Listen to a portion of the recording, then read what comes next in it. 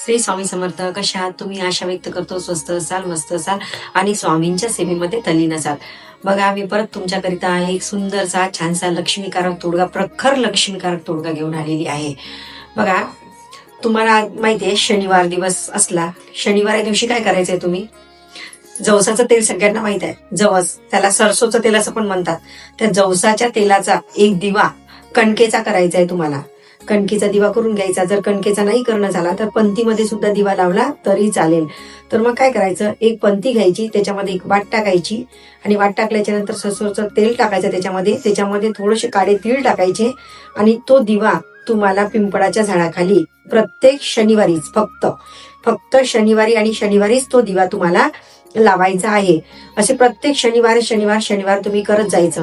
आणि ज्यावेळेस तुम्ही दिवा लावल्याच्या नंतर हात जोडायचे पिंपळ देवतेला आणि तिथे त्यांना म्हणायचं की लक्ष्मी माता माझ्यासोबत माझ्या घरी चला.